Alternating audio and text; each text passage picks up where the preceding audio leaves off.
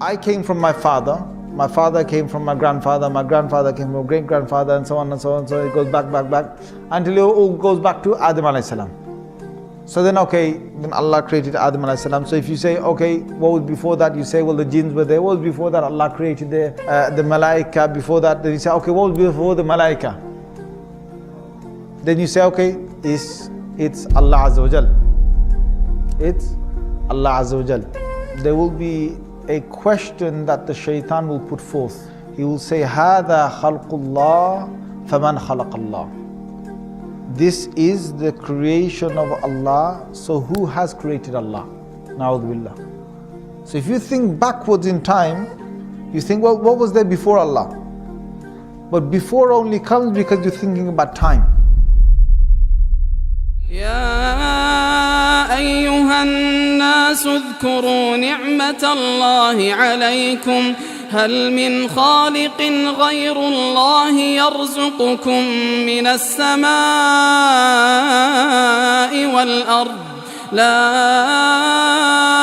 إله إلا هو فأنى تؤفكون. So before Allah Azza wa Jal, there is no before. That question doesn't even exist. There is no such thing before Allah. Allah was there, finished. And that's what we need to say. We can't use the human brain to understand this. Just like if I tell you to lift 10 kilos, if I tell you to lift 10 kilos right now, you can lift 10 kilos. If I tell even a super strong person, you lift with one arm 1,000 kg, can you do it? No. If I tell him to do 10,000 kg, can you do it? No. So there's a limit to this, the limit to the muscles. If I say with the eye, how far can I see? Some people can see 1 mile of a distance, some people 3-4 miles of a distance on a clear day. Some people 5 miles.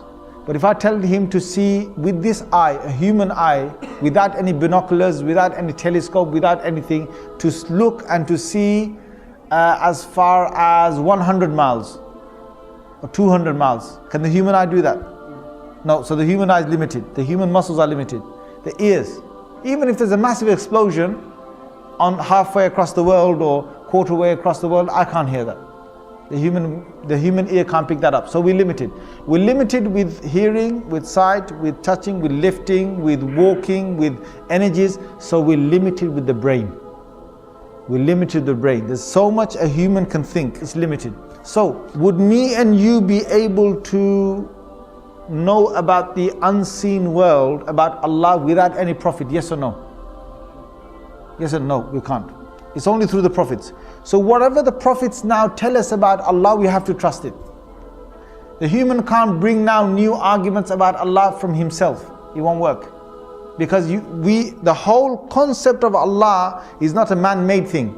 Allah has sent prophets to the earth to talk about God. So if a question is now said about Allah Azza wa Jal, about who He is, what He was and so on, no human being can ever come and talk about God without a dalil and without a prophet evidence. You have to go through a prophet. So when philosophers, when scientists, when your normal ordinary human beings, they talk about God and that God must be this, God must be that, we do not accept the authority of anybody.